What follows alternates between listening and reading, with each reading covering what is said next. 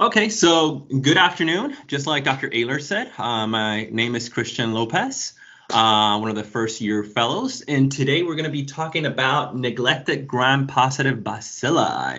And I actually put this picture here for a reason, right? Because usually there's a lot of organisms who we usually think, oh yeah, it's a contaminant. We don't really think much about it.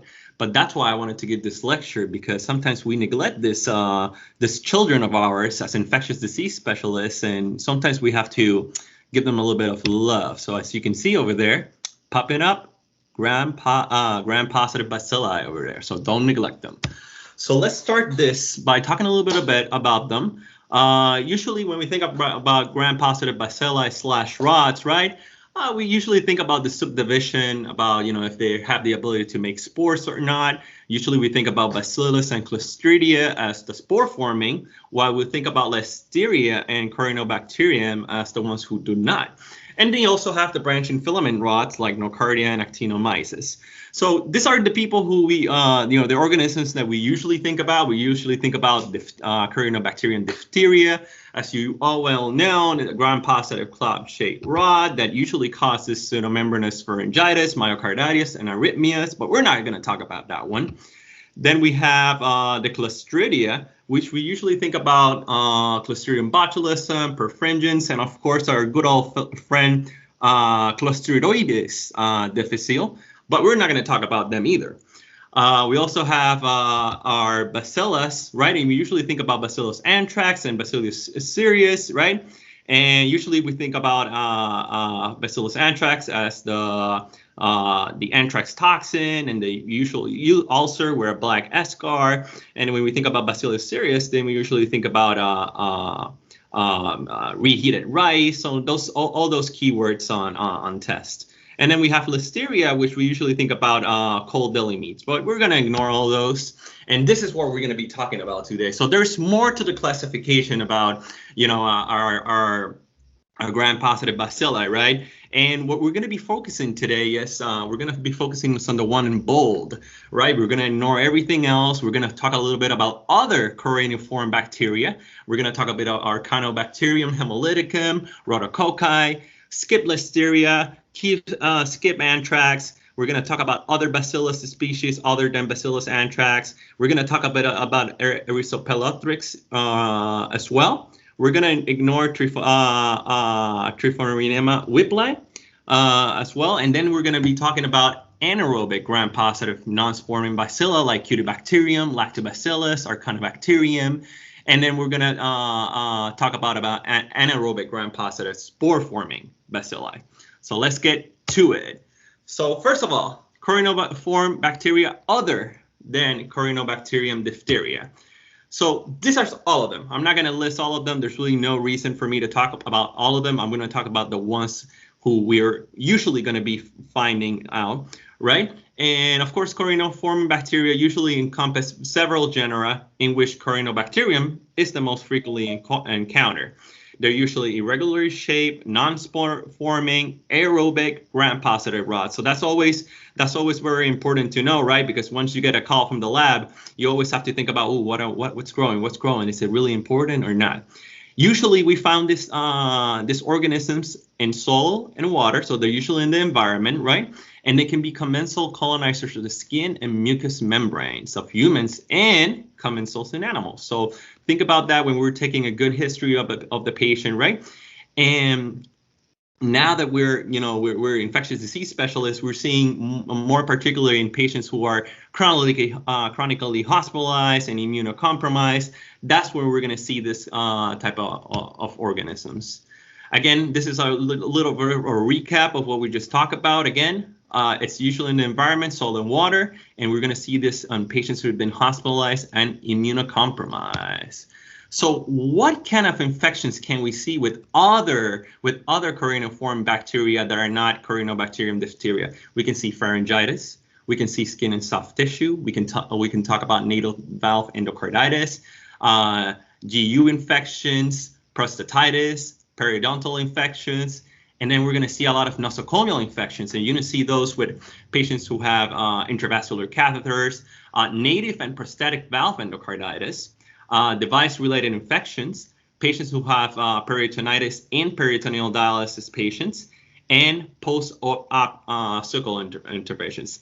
And the most important thing around all this stuff that we're talking about is that all these nosocomial infections will continue to increase as we continue to expose patients to extended stays in the ICU and multiple antibiotic exposures, right? And the most common ones that we're going to be talking about are Cutibacterium jeikeium, Cutibacterium urolithicum, Cutibacterium amiculatum, and Cutibacterium striatum. So again, microbiology of other coronaform bacteria, again, they're usually found in polymicrobial infections and maybe contaminants in those kind of cultures, right? So what's going to tell us, when is this not really a contaminant? When you collect them from normally sterile sites. So if they call you and you're like, this is not supposed to be there, that's something to be worried about. When you have high colony counts are present with a strong leukocyte reaction, that's nothing to joke about.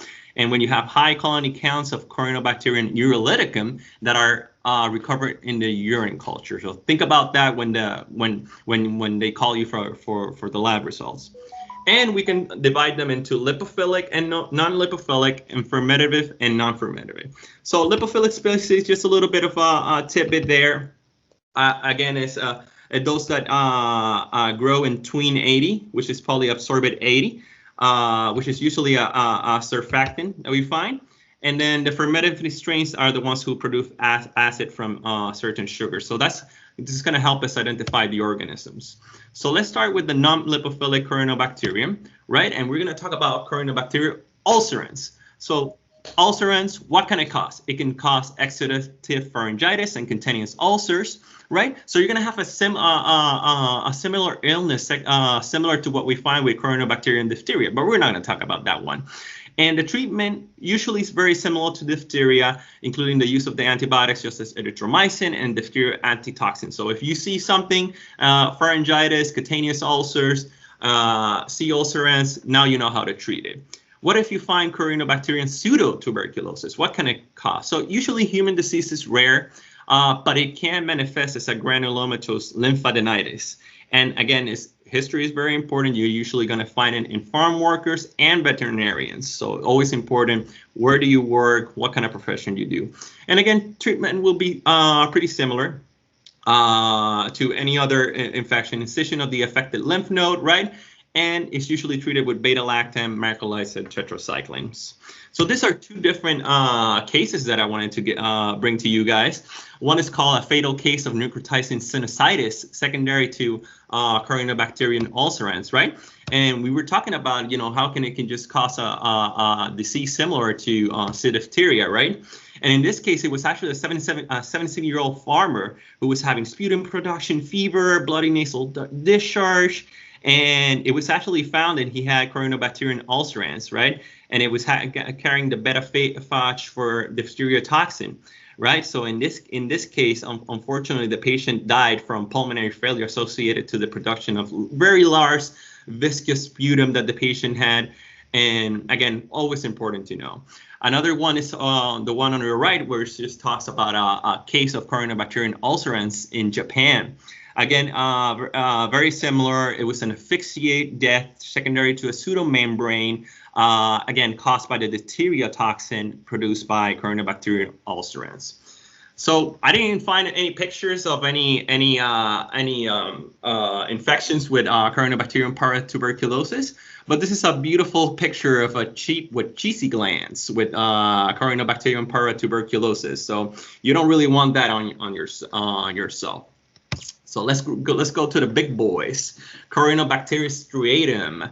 Again, it's commonly isolated in the clinical microbiology lab, and it's one of the most emergent pathogens, especially on patients with indwelling devices, patients with chronic pulmonary disease, and immunosuppression.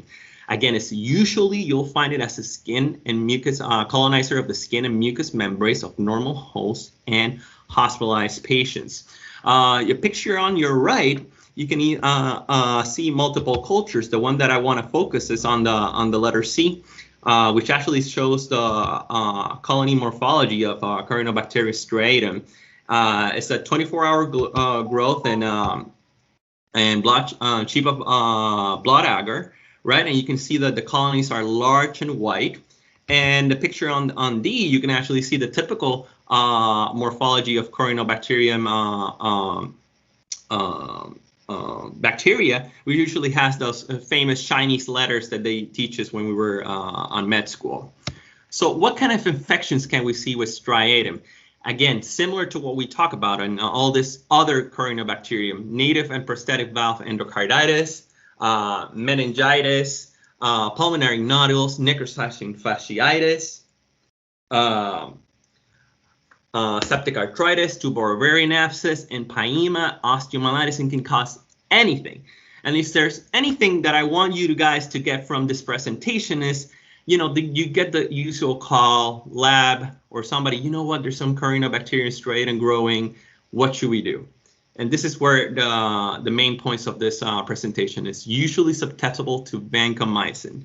Again, it's also susceptible to other antimicrobials with broad spectrum, broad gram-positive activity, but usually resistant to penicillins, Cipro, erythromycin, clindamycin, tetracyclines. And very important, resistance to daptomycin has been reported. And there's two cases that I want you to show you about rapid emergence of daptomycin resistance in clinical isolates of Cronobacterium striatum. And again, both of them were patients with left ventricular assist device. However, caution should be taken when you're treating patients with Cronobacterium striatum. It is, if you're going to think about something and started on something, think vancomycin. Avoid daptomycin. So, Cronobacterium minutissimum is usually a colonizer of human skin. So you're going to see a freaking pattern to all this bacteria. They're usually colonizers of human skin and mostly of the intertriginous areas. And what can it cause? So this one might be a board question. It's usually the causative agent of erythema, right? Diagnosis, again, is usually on clinical experience and symptoms. You can actually do cultures as a screenscaping, so I'm going to show you a picture soon. And this is kind of pathognomonic. Colonies also appear to have a coral red under UV light. And usually a treatment is more simple, topical and oral antibiotics, but there have been reported cases of septicemia and endocarditis, again, in immunocompromised patients, and especially those with indwelling central venous catheters. So again, always take it into consideration. So here's a picture of wood lab examination showing us the coral red of Cronobacterium minutissimum. And again, this is under wood lamp examination. Cronobacterium amiculatum, what can it cause? If you see this, it can cause nosocomial endocarditis, it can cause septic arthritis, it can cause natal valve endocarditis, especially with patients with aortic left atrial fistula. And again, amiculatum has usually been implicated with ear infections and orbital implant infections. And again, treatment, if there's something you want to get out of this presentation, usually susceptible to vanco, but difference to striatum, usually sensitive to daptomycin and linezolid. And again, resistance to penicillin, cephalosporin, macrolide, and fluoroquinolones. So moving on, now we're going to talk about the non-lipophilic, non-fermentative Cronobacterium. And this one's, you know, I'm not going to touch a little bit, but I want you guys to have a little, you know, maybe something in the back of your heads. Again, these are usually colonizers, again, of the human respiratory tract and ear canal, and usually infrequent pathogens. And then we have affirmitans, auris, pseudodiphtherium, and propicium. Again, colonizers of the human respiratory tract, but again, shout out, don't forget about them. So moving forward, now we're gonna talk about the lipophilic Cronobacterium. And here's where it gets interesting. We have Cutibacterium jeikeium, right? It's usually a colonizer of the skin, especially in hospitalized patients. Again, you see a pattern. It's the most frequent isolated Cronobacterium in the acute care setting. We're going to show you a few cases. And again, it's the most important pathogen of the lipophilic group. Again, predisposing factors, again, all the same thing. Immunocompromised, malignancy, neutropenia, AIDS patient, other risk factors. Just have something that is not supposed to be there. Indwelling medical devices, prolonged hospital stays, broad spectrum antibiotic, and any impaired skin integrity. Treatment, again, don't forget, this is something that I want to embed in your brains. Susceptible usually to vancomycin, which is the recommended treatment. Usually resistant to penicillin, cephalosporins, aminoglycosides, and there is inducible resistance to macrolides. Here's two different cases. And both of the cases, this Cutibacterium was resistant to all microbiological agents except vancomycin. And we actually have on the right was actually done with one of our previous fellows, Dr. Shiloh Moore and Dr. John Green. So, you know, it's something that we do see a lot, especially on those patients who are immunocompromised.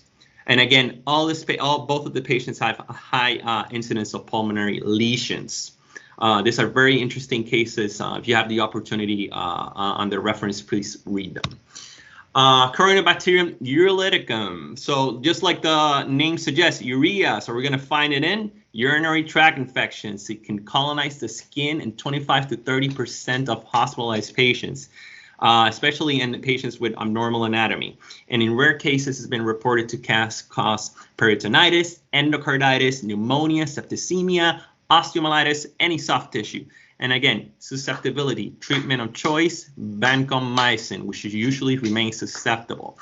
Resistance, again, beta-lactam, aminoglycosides, Bactrim as well. And there's some variable susceptibility to fluoroquinolones, macrolides, and tetracycline. So think about urolyticum, right? And it has the ability to adhere to uroepithelial cells. And again, we usually see this pathogen, especially in elderly, right, who are debilitated, immunocompromised, right? And again, going back, the most important risk factors: prolonged hospitalization course, use of bladder catheters, urinary tract procedures, have been in cause. And when you think about urolyticum, you think about encrusted cystitis.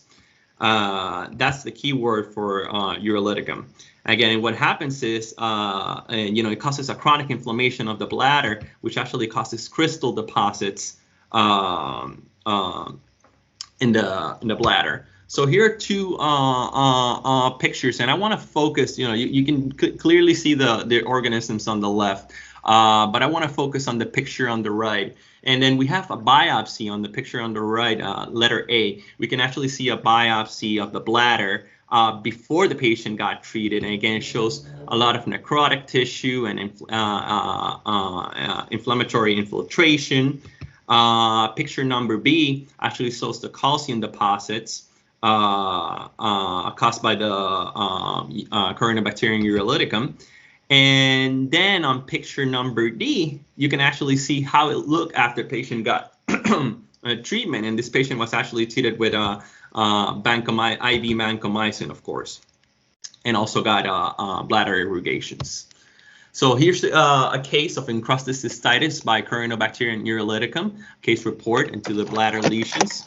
And again, when you think about Cutibacterium urolyticum, think about encrusted cystitis.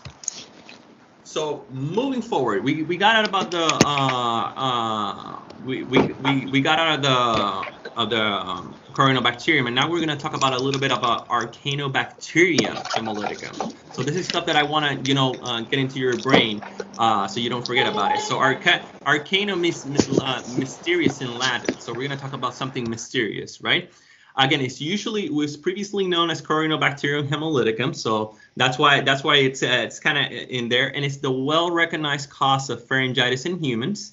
It's usually indistinguishable with a streptococcal pharyngitis, and again, this is pathognomonic. It's usually accompanied by an exanthum, about 50% of cases. However, it's also been reported to cause peritonsillar and pharyngeal abscess with Archanobacterium hemolyticum, and Lemierre's disease with a combination of Fusobacterium necrophorum and Archanobacterium hemolyticum. I'm going to show you the typical rash that comes in with our Archanobacterium. It's kind of a scarlatiniform in nature.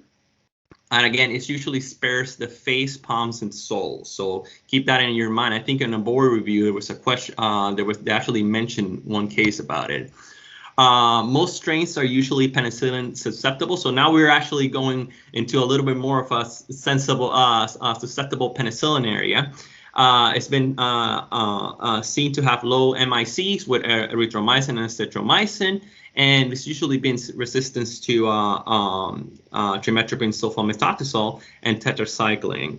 And again, just like any other infection, surgical management of wounds, it's always key, especially if there's soft tissue abscesses. And this is a case of Lemierre syndrome and septicemia with Archanobacterium hemolyticum in a young immunocompetent patient.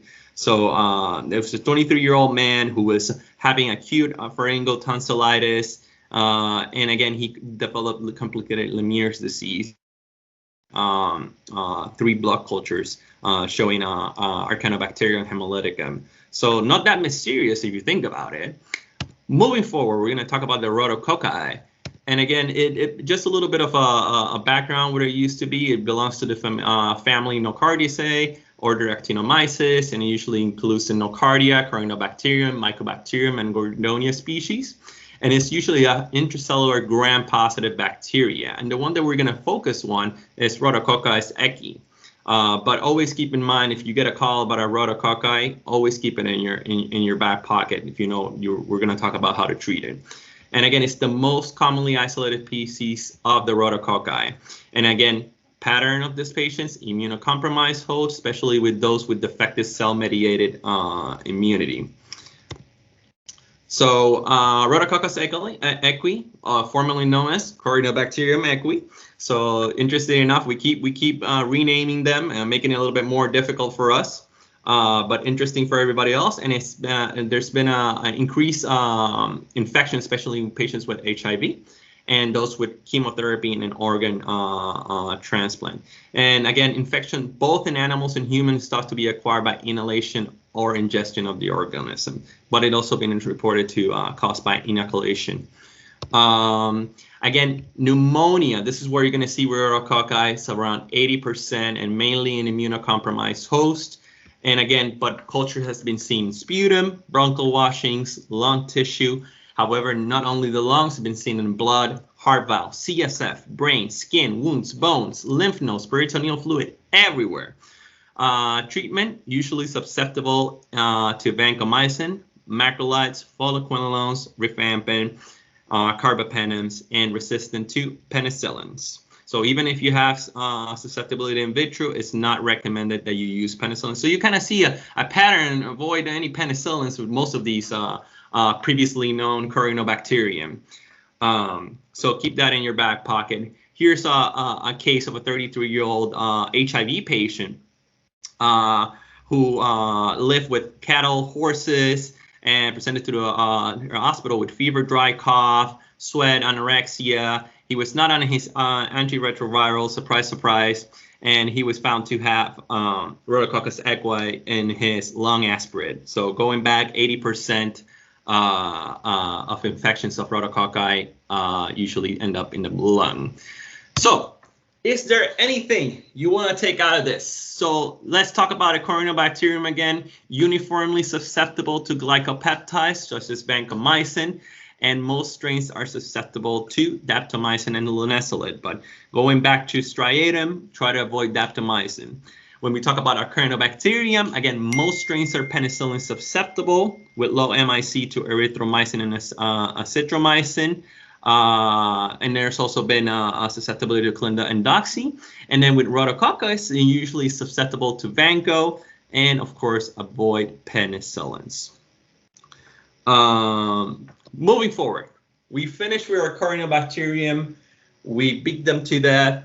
You know, we talk about immunocompromised patients, how their skin colonizers, how they can be everywhere from valves to lung, to osteo, to everything. Now we're going to talk about bacillus and other than bacillus anthrax, right? We usually think about a little recap on bacillus anthrax. We usually think about the cutaneous, the inhalation, right? You would think about the anthrax antitoxin, but again, we're not gonna talk about those today. So we're going to talk about other than Bacillus anthrax. And of course, they're usually gram-positive, spore-forming bacilli. They're worldwide and usually, again, found in soil and water. And they're usually an infrequent cause of infection in mammals, including humans. And it can be a normal flora of children and adults. And again, main mechanism of bacillus, toxin production. And again, most of the clinical manifestations are going to be secondary to a toxin. And again, this is the point of this presentation. It can be challenges to distinguish between a true pathogen from a contaminant. Okay, so again, true bacteremia is the presence of multiple positive blood cultures. So always keep that in your back pocket. Again, clinical manifestations of other bacillus species is going to be food poisoning. That's when we think about Bacillus cereus, right? But also Licheniformis, Pamillus.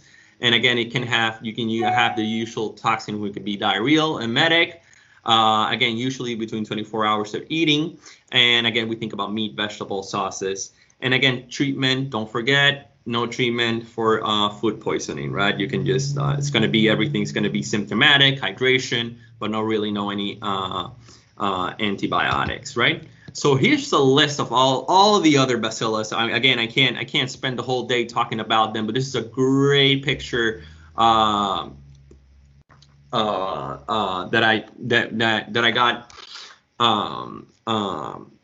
I got of all the organisms. Again, and again, it can cause systemic infections. It can cause bacteremia, central nervous system infections, respiratory infections, eye infections, and again, soft skin and muscle infections. So again, going back, how are we going to treat it? We get called for any of these organisms in this picture. What are we going to do about it? So treatment, when you think of Bacillus cereus, again, resistant to all beta-lactams other than carbapenems, and again, susceptible to vancomycin, fluoroquinolones, and clindamycin. And if you get any other thing as Bacillus species, it's usually susceptible to vancomycin, clindamycin, fluoroquinolones, and has variable susceptibility to penicillins and cephalosporins. And again, like it's going to be key, surgical and removal of any necrotic debris or any implanted devices. This is key to treating this infection. So going back, if there's anything you want to take out of this, again, there's no specific treatment for food poisoning. Most Bacillus species are usually susceptible to vancomycin, clindamycin, fluoroquinolones, aminoglycosides, and carbapenems, and avoid beta-lactams other than carbapenems. We're going to talk about Erysipelothrix rhusiopathae. And when we think about this organism, I'm going to show you a picture of what we're going to think about. It's a cute little piggy. This is an American Yorkshire, which is a breed of domestic pig. And again, it's a version of the English Yorkshire. How do I know much about pigs? I actually took a course on, pork production, so that was always interesting. And again, it's the major reservoir of this pathogen. So when we think about Erysipelothrix, we think about three major forms. We think about the erysipeloid, which is the localized cutaneous infection. We can think about diffuse cutaneous infection, and then systemic or invasive infection. Again, it's usually zoonosis. Usually we think about swine, poultry, sheep, and even fish. And again, infections in humans is usually due to occupational exposure. So if you're working in a state where you have a lot of farmers, this is something that you're going to keep in your back pocket, right? And again, portal entry, they work with their hands. It's usually going to be through abrasions or puncture, wounds of the skin. But infection may also happen with ingestion of undercooked pork or seafood. And again, the major reservoir is usually domestic swine. An important fact, might usually serve as a vector of the organism. So that's why it usually persists in coops and pens of all these animals. So again, the three more clinical categories, erysipeloid, which is the localized skin lesion. We're going to take a look at that. And the most name that we usually think about this infection is usually Rosenbach disease. Then we have diffuse cutaneous eruptions with systemic symptoms. And this is the thing that we want to get more worried about, systemic infection, especially in bacteremia. And what we've seen that 60% of patients with and 60% of patients with bacteremia have been associated with endocarditis, especially in previous normal health valves. So if that patient with bacteremia, endocarditis, again, it's always important to get the organism. Here's a picture of Rosenbach disease. That's the most name. In Great Britain, they call it swine erysipelas. In France, they call it rouget du porc. And in Italy, it's called marroncino. So keep that in your mind if you're doing any travel or something. That's always interesting. And again, diagnosis is usually isolation of the organism, either from a biopsy, specimen, blood, or any other sterile fluid. But again, it's difficult to isolate. Usually you have to, if you really suspect this organism, based on history, travel, then you usually have to call the lab and also to tell them, maybe you should keep the sample for at least 7 days so it kind of pop out. And again, there's no serological test. This is something that you're probably going to see more in a veterinarian than anything else, but always keep it in your mind. This is a case from the New Zealand Medical Journal, which actually mentioned bacteremia in immunocompromised hosts. In this case, it wasn't actually a pig. It was actually a crustacean. In this specific case, in this patient, he actually made sure that he had a bacteremia with this organism. They actually did an echo. He responded well to treatment, and he actually completed a 7-day course of oral amoxicillin.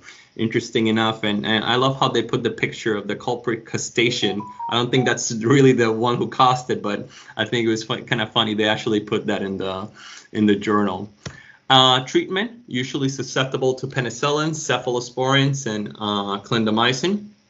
Imipenem, linezolid, daptomycin, and Cipro.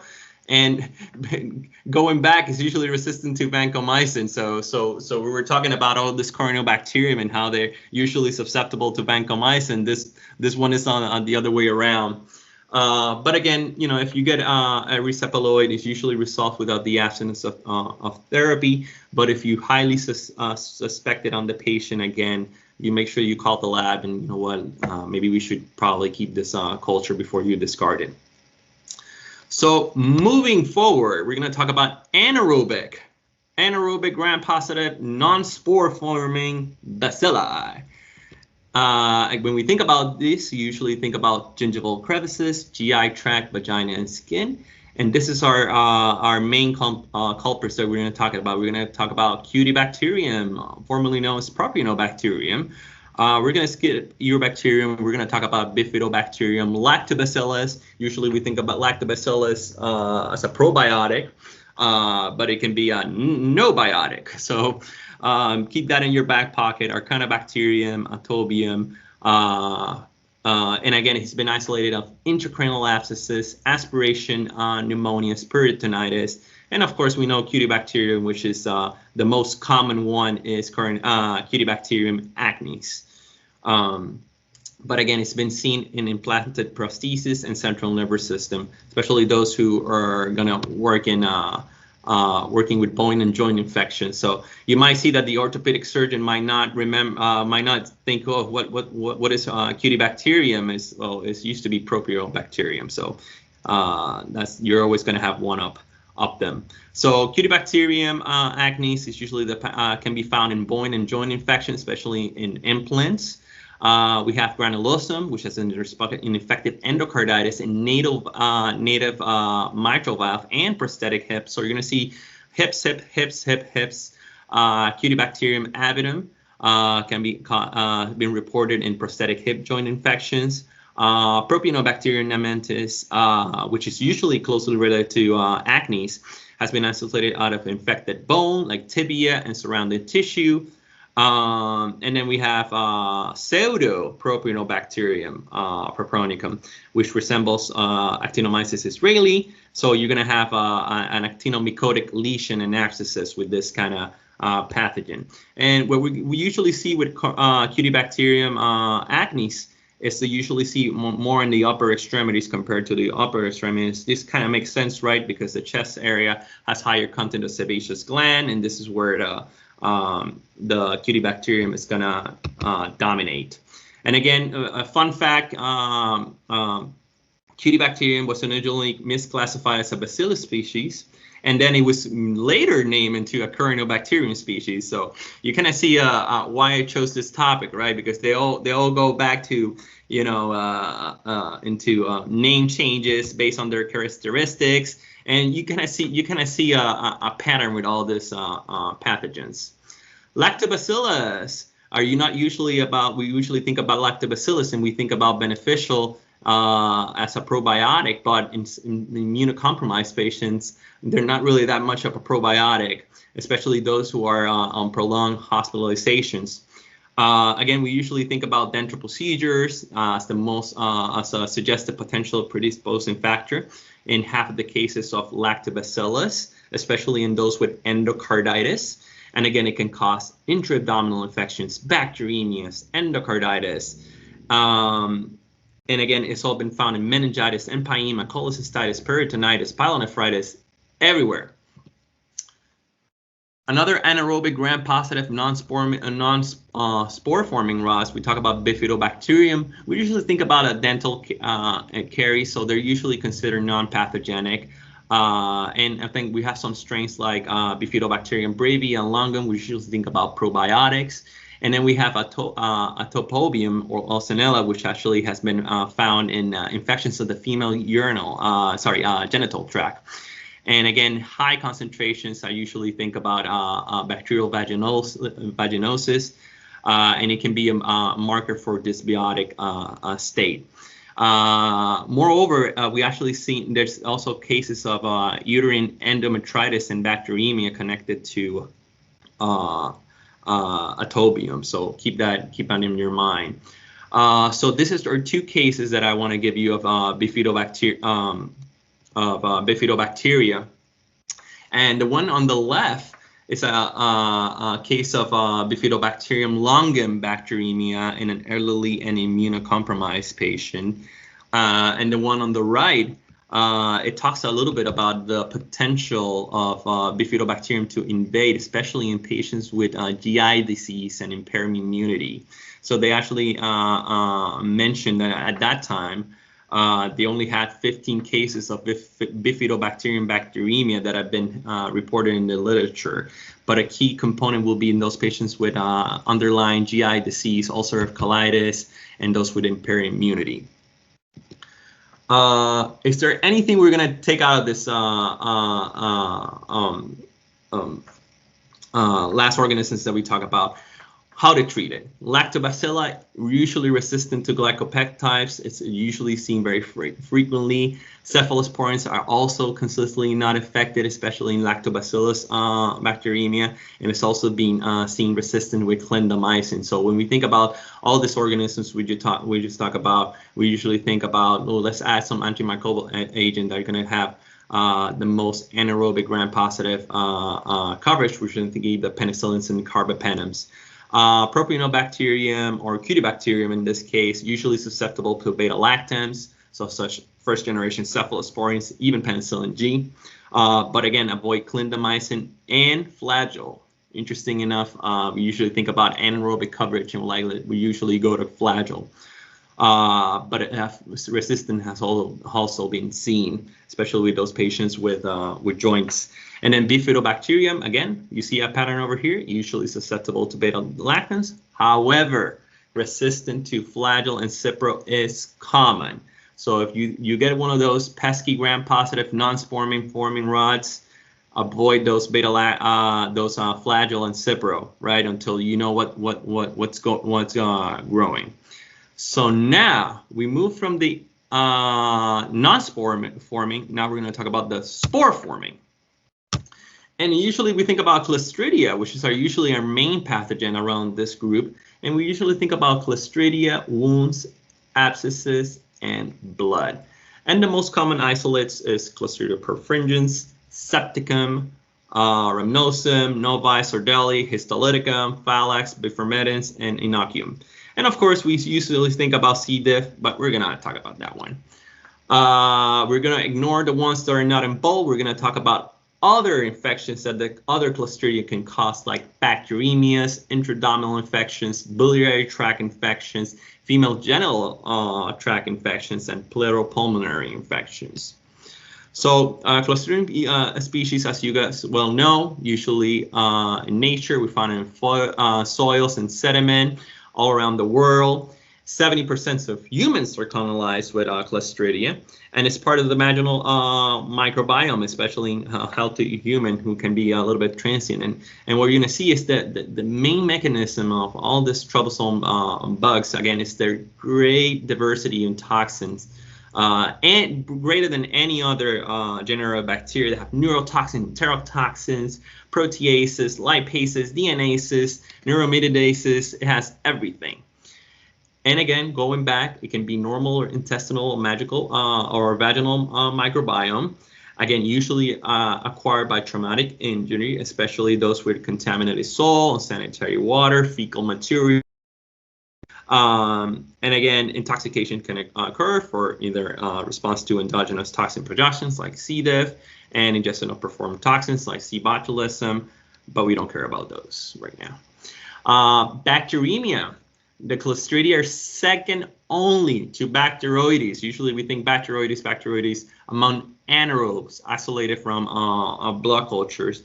You know, it's second only. It's around 1% of all positive cultures, but something to keep in mind, right? So usually we think about Bacteroides, but it usually followed by Clostridium species. And of the Clostridium species, the ones that we usually found isolated are perfringens, septicant, and difficile. And again, treatment should be prompt, especially because of all those toxin production. So that's why you always go directly if you need surgery and the patient needs to go for surgery, especially on those patients who have abdominal infections. And again, Clostridia usually often isolated from purulent material, along with other obligate anaerobes and facultative species. Biliary tract infections. Clostridia has been isolated in over 20% of disease of gallbladder, and can be representative of contamination of the biliary tract by normal intestinal bacteria. And perfringens usually accounts around 50% of cases. And when we think about perfringens, we usually think about gangrene, especially of the abdominal wall, especially as a complication of gallbladder surgery, which of course needs emergent surgical intervention and antibiotics directed to both obligate anaerobes, including Clostridia and facultative enteric organisms. So here's a few cases of other Clostridia infection. The first case on the right is a case of Clostridium septicum. And then in this case, they actually do recommend something that you're going to see with this with Clostridium septicum. In this case, it was actually an endophthalmitis, which they actually ended up finding an occult GI malignancy. You're going to see a kind of pathognomonic, especially with Clostridium septicum, the presence of GI malignancy. The case on the middle, it shows two different cases of Clostridium septicum, and they both have perforations secondary to a malignancy, and the one had one in the cecum and the other one in the rectum. And last but not least, the one on the right actually talks about a Clostridium perfringens bacteremia, which, going back to what we were talking about the gallbladder, and as being one of the source. So you think of Clostridium perfringens bacteremia, you usually think about gallbladder. In this case, the patient had absence of gallbladder stones, so that was interesting. Going back to Clostridia again, it can cause female genital tract infections. It can be 10% of normal vaginal flora, but again, it can present as bacterial vaginosis up to 20%, especially with that dysbiosis that we talk a little bit about it. And it's been associated with postpartum and post-abortion infections, especially with Clostridium perfringens and Sordelli. So keep that in your mind. And localized chorioamnionitis infection. And then we have pleural infections. You can have 10% of anaerobic pulmonary infections can be associated with Clostridium perfringens as the main culprit. And you think about source, we're going to think about mouth, and we're going to think about aspirating stomach content. So, is there anything you want to take out of this last few slides that we talk about? Usually antimicrobial agents against medical important gram-positive anaerobic bacilli. We think about carbapenems, flagell, but remember, don't forget, usually inactive again Cutibacterium species. So don't think about, oh yeah, we need to start flagell. Think about, what is resistant, what is not, but usually think about beta-lactam, beta-lactamase inhibitor combination. It has variable sensitivities, penicillin, especially in most Clostridium strains. And then we also have cephalosporins, and avoid aminoglycosides, avoid at all costs monobactams, of course, and avoid Bactrim. So, finishing up. There are more than what we think about. This is the point of this presentation. Hopefully today we got to refresh a few organisms that usually catch us off guard, that we usually don't think about. And in the future, as we continue to have, use more and more antibiotics, and all these patients are immunocompromised, we will see these pathogens. And it's always important to keep in mind, what can they cause? And we saw a pattern with Chronoform can cause anything. And if you find them, you know how to treat it, or at least you have an idea of where you're going to start the patient on to properly treat it and actually get the patient better. So I'll leave you all guys with this. Hopefully I'll get to show it to you guys. Let's see if I can, it froze. Let's see if I can get it. Okay, so love all your microorganisms the same. It's not working. Oh, it was a pic. There we go. So love them all the same. All your viruses, gram-negatives. It should be a gram-positive popping in. Some fungi, arthropod-borne infections. And of course your gram-positive bacilli. So love them all the same, don't ignore them. Thank you so much. Here are all my references of all the cases. Hopefully you guys enjoyed the presentation. Thank you.